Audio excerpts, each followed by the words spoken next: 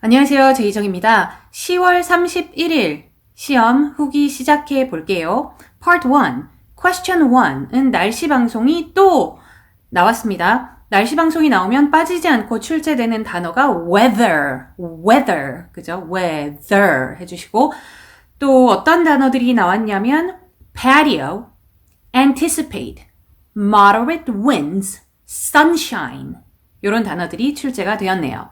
이번 지문은 누가 앞에 나가서 얘기하는 연설이었는데 단어들은 healthcare, conference, presentation, overview, doctors, patients 이런 단어들이 눈에 띄는 단어들이었고요. Part 1은 무난했어요. Part 2, 사진묘사, Question 3, 거리 사진이었는데 길거리 있죠.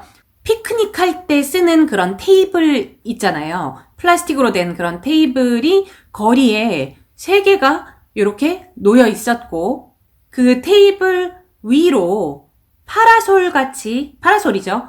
그게 위로 이렇게 3개 다 펼쳐져 있었습니다. 이 부분이 좀 묘사하기 어려웠을 수 있었을 것 같아요. 자, 문장 하나 보여드릴게요. I see 3 picnic tables.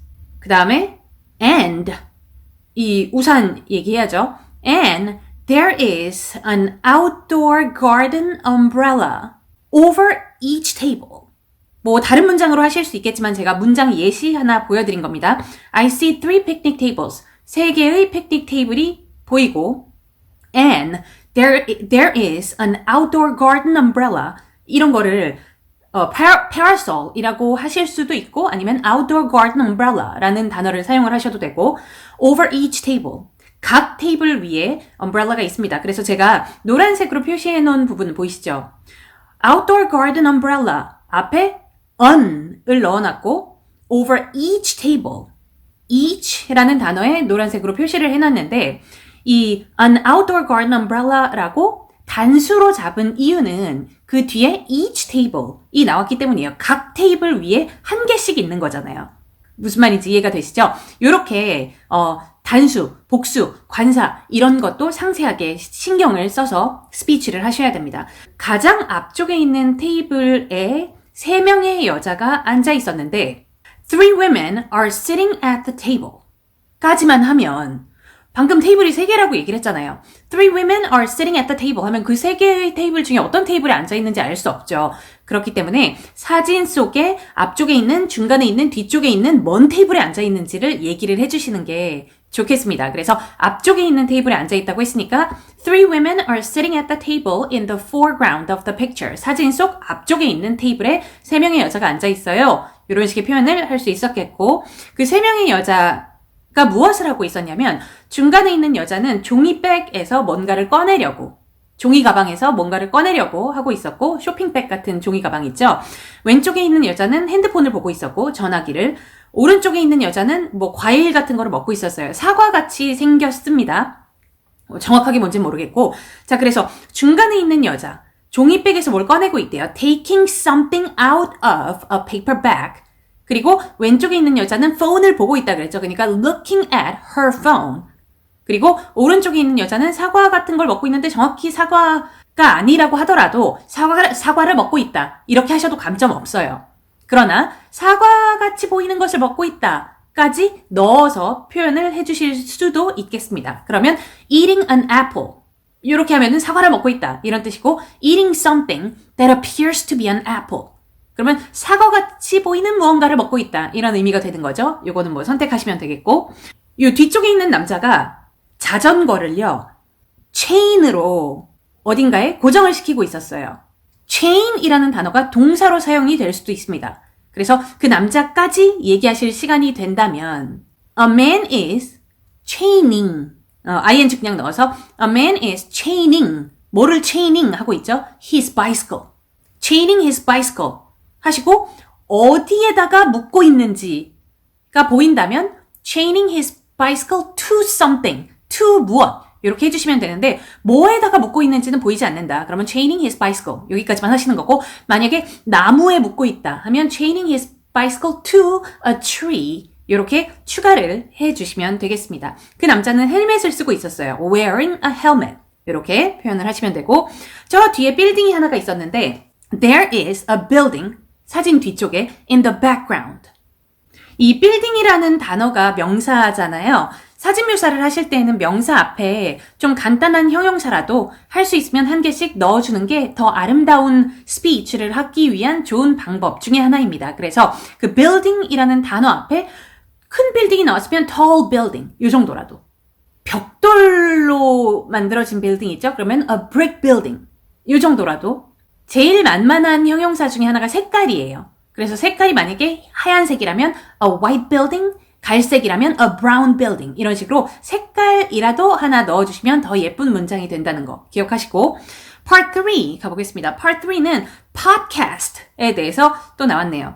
4번 문제의 중요한 단어는 when 그리고 what about 이 정도의 단어가 중요했다고 볼 수 있는데요. 가장 최근에 뭐 언제 들었냐, 뭐에 대해서 들었냐 이런 질문이었어요. 그러면 when에 대한 답변은 뭐 this morning, yesterday 이런 식으로 해주시고 뭐에 대해서 들었니에요. 그러니까 about 뭐 하고 밑줄을 빨리 답해주는 게 이게 기술인 겁니다. 그래서 빨리 답변을 할 수가 없다면 영어를 잘하는 사람이라도 점수가 정말 안 나올 수 있는 거죠. 그래서 무엇에 관련해서 들었는지 about music, 뭐 about singers, about movie stars, about 아무거나 하고 빨리 얘기해주는 거 이게 중요한 요소였고요. 5번 문제에서는요. 기차를 탈 때 팟캐스트를 들을 의사가 있니? 듣겠니? 뭐 이런 질문이었는데 Would you? 어쩌고 저쩌고 이렇게 물어봤으니까 답변은 Yes, I would. 어쩌고 저쩌고 이런 식으로 질문을 좀 베끼면서 답변하는 것도 아주 좋은 공식이에요.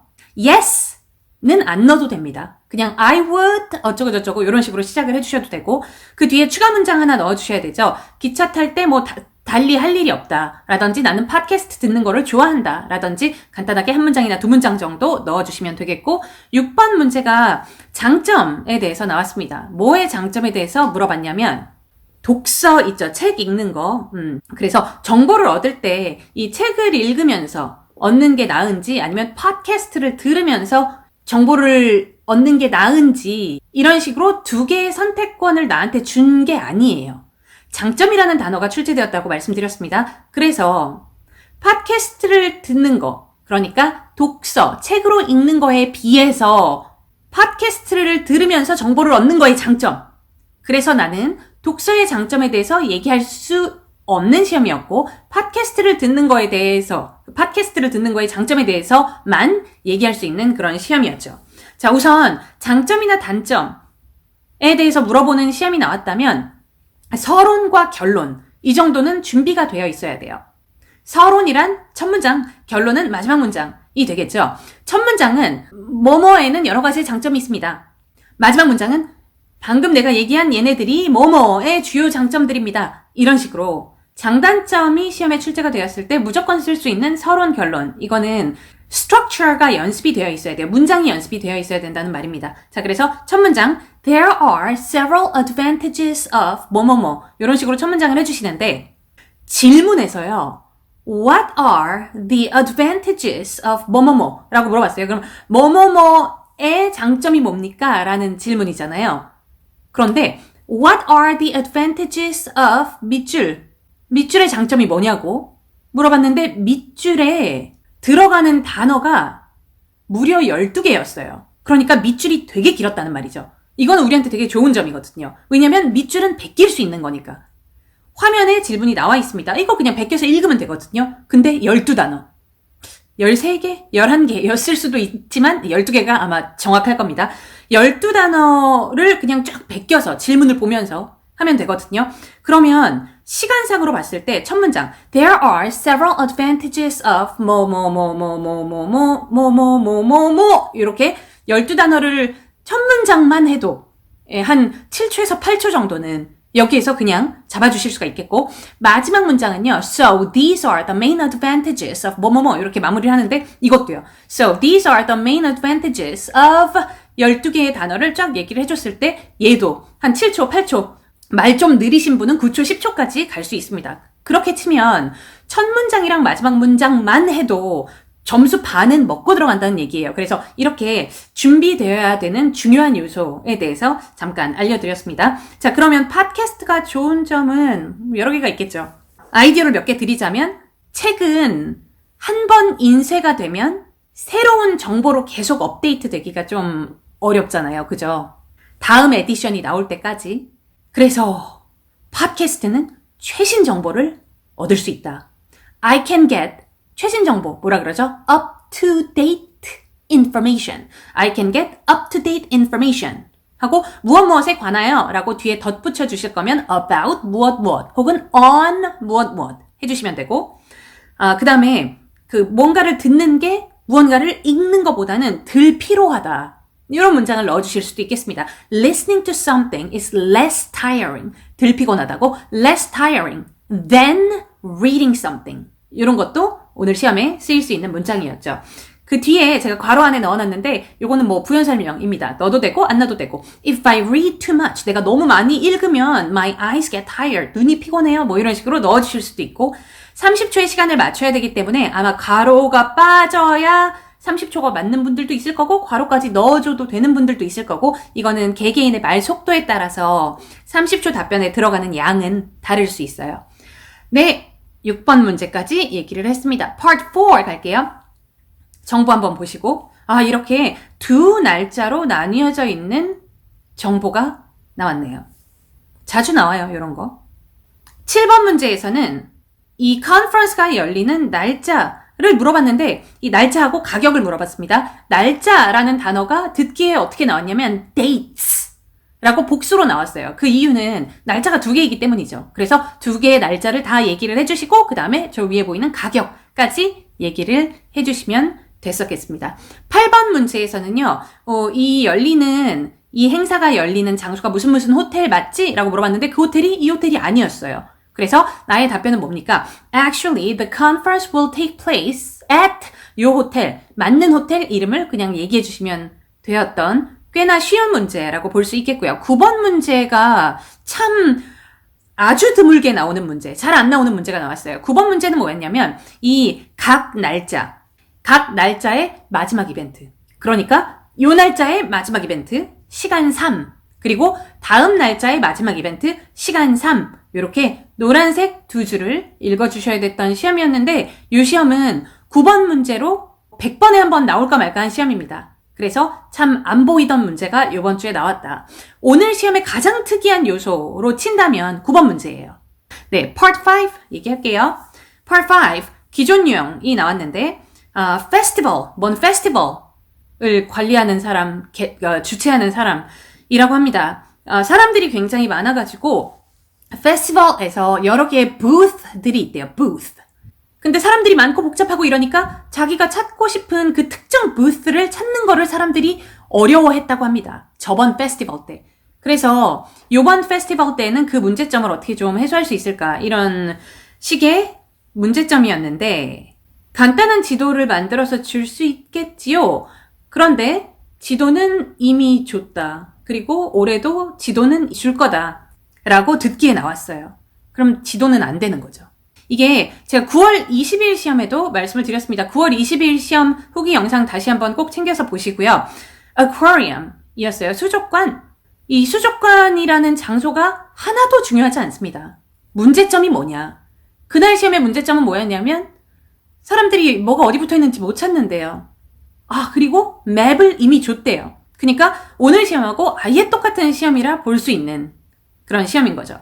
자, 제가 9월 20일에 여러분들에게 드렸던 그 해결책이 뭐였냐면 방문객들을 도와줄 수 있는 그런 part-timers를 몇 명 고용하자. 이런 해결책을 드렸었고 그 다음에 방향을 가리키는 사인을 몇 개 설치해 놓자. 이런 해결책도 드렸었는데 그 해결책 2개 그대로 갖다 써도 만점 나올 수 있는 그런 시험이었습니다. 거의 똑같은 시험이라 볼 수 있어요.